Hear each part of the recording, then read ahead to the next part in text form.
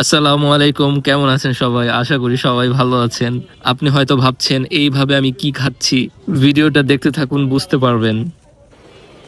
अच्छा ठीक है। এখন চলছে কাঁচা আমের সিজন। এই সিজনে বৈশাখ ঝড়ে আম কুড়ানোর মজাই আলাদা। কিন্তু কি করব, আমাদের তো আর আম গাছ নাই, তাই এইভাবেই বাজার থেকে আম কিনে খেতে হয়। আজকে বাজার থেকে কিছু আম কিনে নিলাম। আমের সাথে কাসুন্দির কিন্তু একটা গভীর রিলেশন আছে, তাই কাসুন্দি না কিনলেই নয়। এবার আমের সাথে কাসুন্দি কিনে বাড়ির দিকে রওনা হলাম। বাড়িতে এসেই দেখি কারেন্ট নাই। এই গরমে রাতের বেলা যদি কারেন্ট না থাকে, তাহলে মেজাজ কার না খারাপ হয় বলেন? কি আর করার আছে, কারেন্ট কখন আসবে তার তো কোনো ঠিক নাই। কারেন্টের জন্য বসে থাকলে তো আর চলবে না। আমার আম মাখা খাওয়ার জন্য মনটা একেবারে ব্যাকুল হয়ে রয়েছে। আম কাটা হয়ে গেলে আমটাকে ভালো করে কুচি কুচি করা হলো।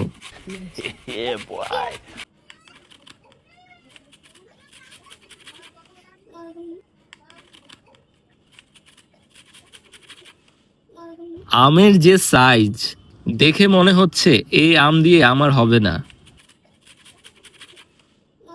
তাই আরো দুটো আম নেওয়া হলো।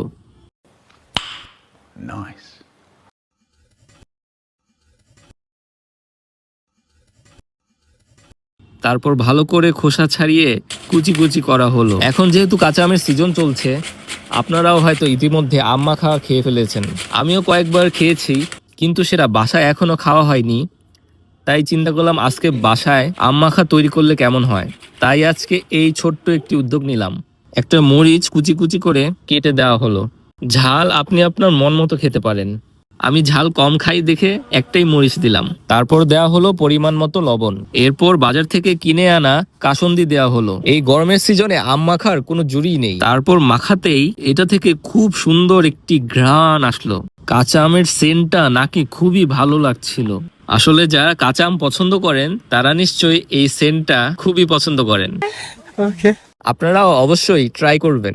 এভাবে খেতে খুবই টক লাগছিল। আমি আবার বেশি টক খেতে পারি না, তাই চিনি দিয়ে নিলাম।